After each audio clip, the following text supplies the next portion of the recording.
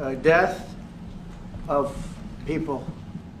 Death, death, death, horrible death. After months of diplomatic tensions, U.S. President Donald Trump confronted South African President Cyril Ramaphosa in the White House on Wednesday, May 21st, with discredited claims of white genocide and land seizures. Now, did South Africa get the reset it was hoping for, and did the U.S. get the answers it wanted?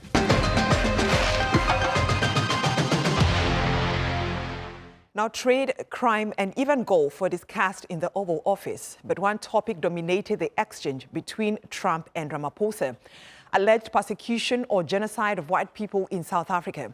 Now, the UN defines genocide as any of the following acts committed with the intent to destroy in whole or in part a national, ethnic, racial, or religious group.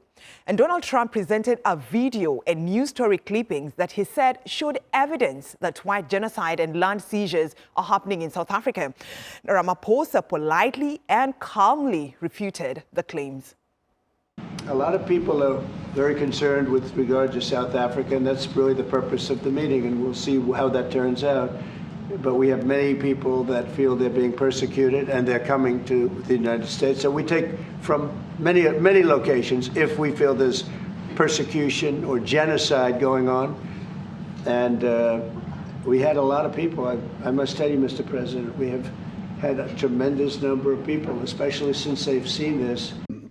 Issue of whether what he terms as genocide can be equated to the struggle. And of course it cannot, because there is just no genocide in South Africa. And of course it is an issue of how one looks at it. Now, South Africa does have one of the highest murder rates in the world, but the overwhelming majority of victims are black. The South African police recorded 26,232 murders nationwide last year, with 44 linked to farming communities. Now, 8 of those victims were farmers. But did President Ramaphosa succeed in setting the record straight and salvaging his country's relationship with the United States? This is what South Africans had to say. It didn't go as well as President Ramaphosa expected. Trump was pretty much prepared for him. And he ran with that narrative of South Africa being a very violent society, perpetrating targeted killings against white farmers, and his choice of what horrible things happening there. And therefore, the president and his team did not have a comeback as far as that perception is concerned. They didn't succeed in allaying that perception. I think they were caught off guard. I honestly don't understand why Ramaphosa is actually in the United States when Trump has made it very clear how he feels about South Africa and his feelings on South Africa, especially with what happened recently regarding the Afrikaners just leaving. I also think that it's being used as a lure by Elon Musk to kind of negotiate Starlink being used in South Africa. And I think that's very problematic. Now let's hear more from Thembisa Fakude, who is a senior research fellow at Africa-Asia Dialogues. Thank you, Fakude, for joining us here on Africa Matters. Now, do you think that Ramaphosa changed Trump's view of what is happening in South Africa, especially over claims of white genocide? Well, I don't think there was anything to change. Number one, the president did not bring any evidence to counter the false information that Trump is currently operating on. But the fact that you had other white people within the room, some of those were Trump's friends who tried to explain the situation in South Africa, to an extent, I think it helped. My view is that this was ventilated and is an issue that Trump wanted to talk about. I don't see it coming ever again. After what we saw yesterday, we had one of the most important business leaders in the world, Johan Rupert, who went on to explain to Trump that this is across board. Many people that are killed were actually black people in Cape Town.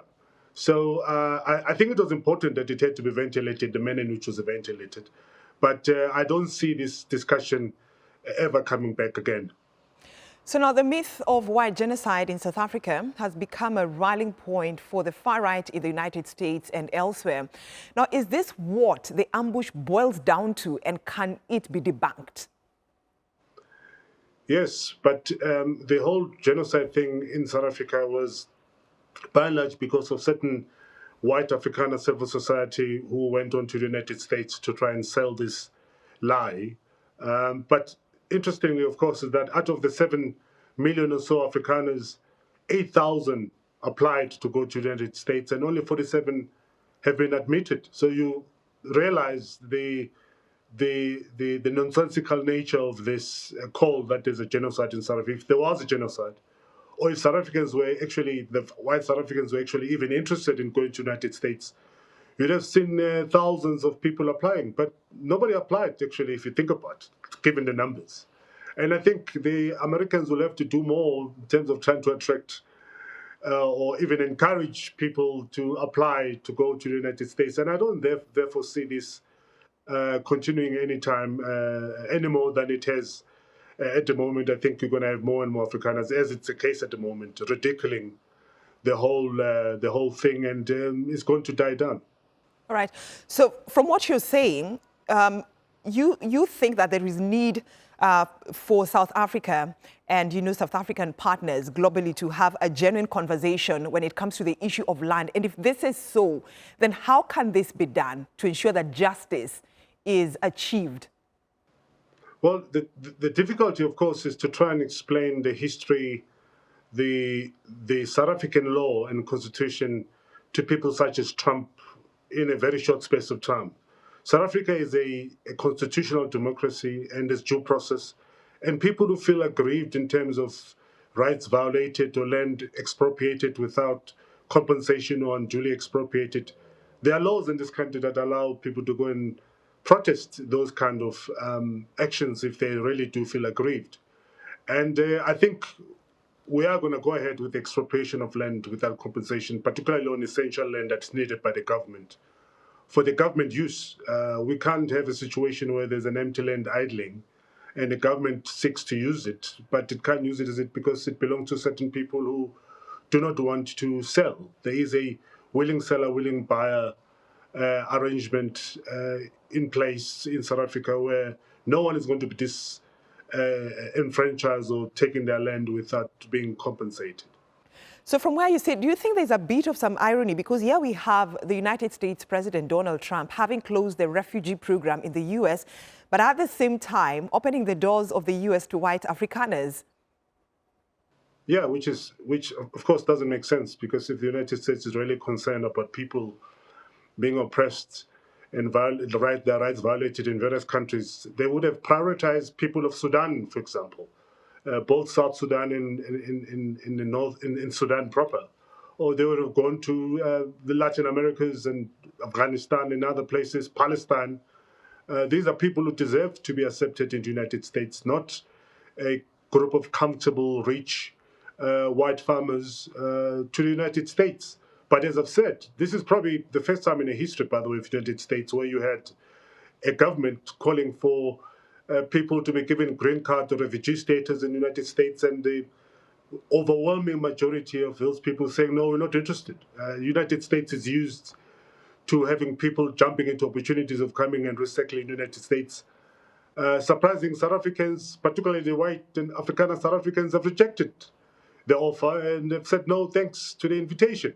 As I've said, out of 7 million Afrikaners, 8,000 of those applied, and 47 have gone. And there's no rush, no excitement in South Africa, as I'm speaking to you, of people going to American embassy wanting to leave this country. So why does South Africa need the U.S. and vice versa? And what is the implication if they can't reset diplomatic relations? I think after yesterday, the diplomatic relations is going to be set. South Africa does need United States, like any other country. United States is the largest economy in the world. South Africa does business with the United States, and you'd like to increase that business. We've got our own economic challenges in this country, and countries such as the United States and others are needed to help alleviate those kind of challenges, particularly our economic problems. So the United States is a key, important country, second largest trading partner with South Africa. So we do need the United States for business. But I don't think South Africa is going to compromise its principles and rules to accommodate particularly the people such as Elon Musk, who want to have Starlink operating in South Africa using his own rules and regulations. We've got laws in this country. South Africa is a constitutional democracy, country of laws. And any business that comes into this country has to adhere and make sure that they abide by the rules and regulations of this country. Right, so you know, President Ramaphosa is the first African president to visit the White House since Trump took office in January. So how should other leaders engage Trump's style of diplomacy in front of the cameras? Well, I think he walked into a lion's den. I've never heard of any press conference taking place before the actual meeting. So what happened yesterday, the president, both president had a press conference with the members of the media and other members of the public before the actual discussion took place. And I think that was, for me at least, problematic. But I think moving forward, you're going to have more and more other presidents doubting or hesitating to participate in this kind of presses, particularly the Oval Office, if they're going to be humiliated or exposed the way the president, including Volodymyr Zelensky in the past, were exposed. But it was an important presser yesterday that this matter had to be ventilated, and it was ventilated, it was discussed, and I think that discussion is now exhausted. And the president had a chance to respond, including some of the key South African figures that were there. And afterwards, of course, Donald Trump had his ego massaged by everyone in the room, saying, we need you, the president, we need your leadership, we need investment. And I think we're going to see a different relationship and interaction between the government of the United States, particularly Donald Trump himself, with the government of South Africa, particularly President Cyril Ramaphosa. All right, Thembisa Fakude, thank you for joining us here on Africa Matters. He is a senior research fellow at the Africa-Asia Dialogues. Still to come here on Africa Matters. 3 West African nations, Mali, Niger, and Burkina Faso, have severed ties with the Economic Regional Bloc, ECOWAS. They have imposed a new levy on all imports from the rest of West Africa. I am Nabil Ahmed Rufai, and I'll explain how the new levy is impacting traders in Ghana.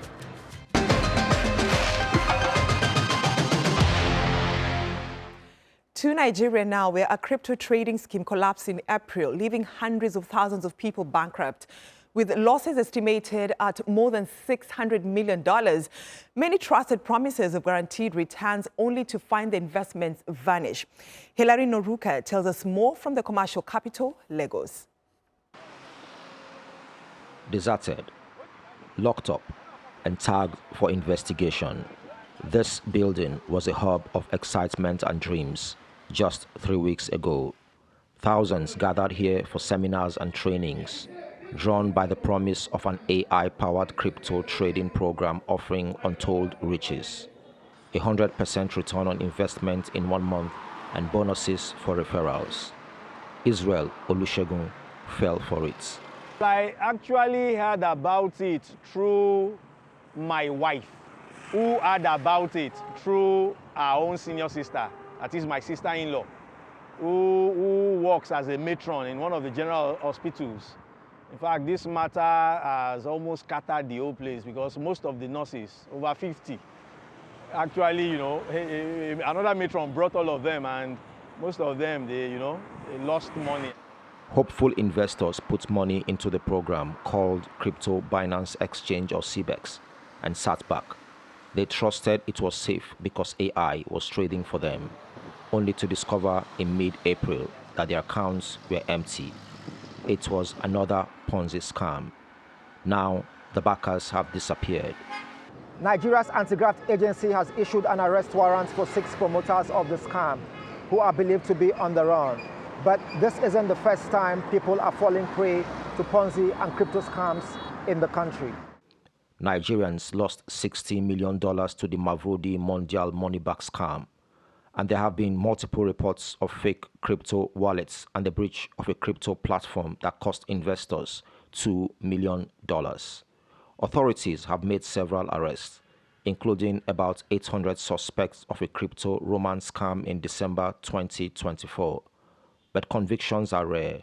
The Nigerian Securities and Exchange Commission offers very little assistance. SEC can literally do nothing. because they never authorized it in the first instance. So the Security and Exchange Commission may not be able to help anybody that invested in CBEX the same way those that invested in MMM and the like, because they did not invest in an authorized scheme. Okay, so SEC, they have their hands full on many other things, not CBEX now. Most Nigerians invest in digital assets to hedge against the national currency, the naira, which has depreciated by 250% in 2 years. Despite its high ranking for global Bitcoin adoption, the government did not recognize cryptocurrencies as securities until the last day of March, when the Investment and Securities Act 2025 was signed into law. Nigerians hope this will help them find safer platforms to invest in. Hilary Noruka, Africa Matters, Lagos. Now we head to Ghana next, where traders are feeling the pinch of doing business with regional neighbors, Mali, Burkina Faso and Niger. The three landlocked West African nations recently cut ties with the regional economic bloc ECOWAS. Nabil Hamed Rufai reports on how a new import levy introduced by the three military governments is taking its toll on businesses in Accra. Mohamed Sisse exports soap from Ghana to Burkina Faso. Thanks to trade agreements under the Economic Community of West African States, or ECOWAS, his goods have moved over the northern border duty-free for the past 10 years. But now it's different. In January, Burkina Faso, Niger and Mali left the bloc and introduced their own tariffs. When you add all those costs to the price, to the cost of the goods, it goes up. So this will have a ripple effect on the chain, the supply chain. The three West African nations formed the Alliance of Sahel States and have imposed a 0.5% import levy on goods coming from the rest of the region. It affects the cost of doing business. It affects the cost of export. Because the purpose of why we wanted to do business among ourselves is to remove tariffs. That's why the ECOWAS ETLS was there. ECOWAS has a combined GDP of more than $700 billion. It is buoyed by the free movement of goods and services among the 15 West African nations. In 2023, Ghana exported more than $300 million worth of goods to Mali, Burkina Faso, and Niger. The goods ranged from food products and building materials to pharmaceuticals and plastics. Price hikes will be in these three Sahel than any other place, because it's possible that the things that you are imposing tariffs of, other ECOWAS countries have that. And they can do the retaliatory tariffs on you or those products. ECOWAS leaders are taking steps to renegotiate the terms of trade with the Sahel states. Continuous engagement must remain our lodestar. We must respond not with isolation or recrimination, but with understanding, dialogue, and a willingness to listen and to engage. Mohamed Sisse hopes ECOWAS leaders and the Alliance for Sahel States can come to an agreement to wash the new tariff off the books soon, so that his business can be squeaky clean and isn't tarnished by tariffs. Nabil Ahmed Rufai, Africa Matters, Accra. To South Africa now, where the provincial Gauteng Department of Social Development has declared baby boxes illegal. They argue that the boxes promote abandonment and child trafficking. But organizations rescuing such babies refuse this and insist they're simply giving some of estimated 3,500 babies abandoned every year a chance at life. Tuso Khumalo reports from Johannesburg ahead of the country's Child Protection Week. This is a baby saver box designed for depressed, desperate and overwhelmed mothers who feel compelled by circumstances to abandon their newly born babies. Mothers can open the box from outside, secretly place their newborn babies and walk away, triggering an alarm system in the monitor room. Ever-ready baby savers like Charmaine Mbata, a caregiver at the Door of Hope Children's Mission in Johannesburg, rush to the box and rescue the child. After the child is medically checked, they are properly documented and reported to the police and health authorities. I'm protecting them from ending up in the dustbin or the drainages.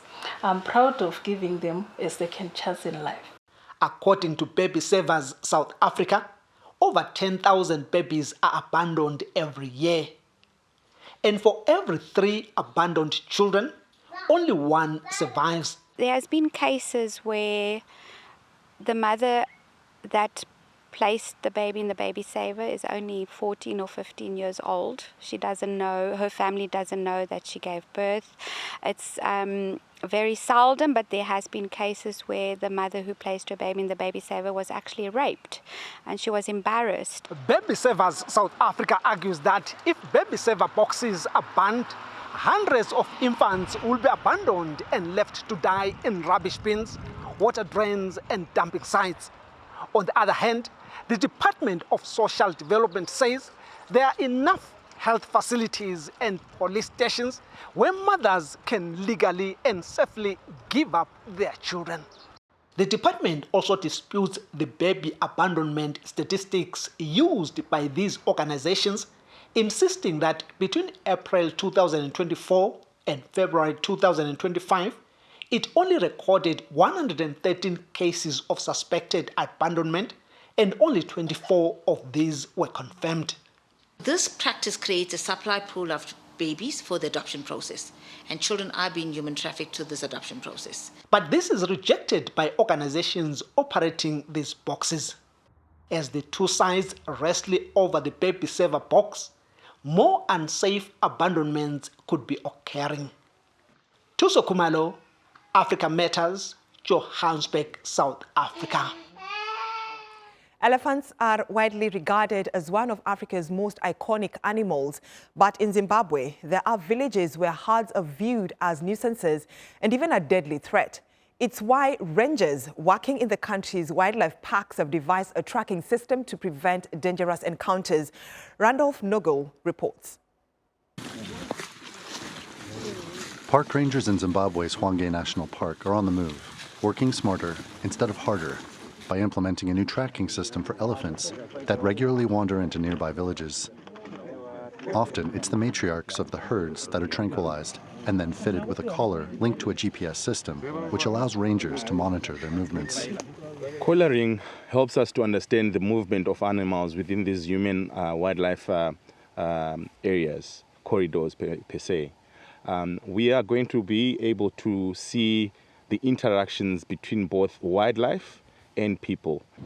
Zimbabwe is home to an estimated 100,000 elephants, nearly double what uninhabited land can provide for. It means that some villagers have had the misfortune of deadly encounters. We have strategies that we use to ward off elephants when they come close because they know the sound of gunfire. If you do this, they run away. Secondly, we use empty water bottles, we still bang pans, but now we get warnings in time and rangers react more quickly. The imbalance between the elephant population and the available land's capacity for their sustenance also means crops grown by local farmers are at risk.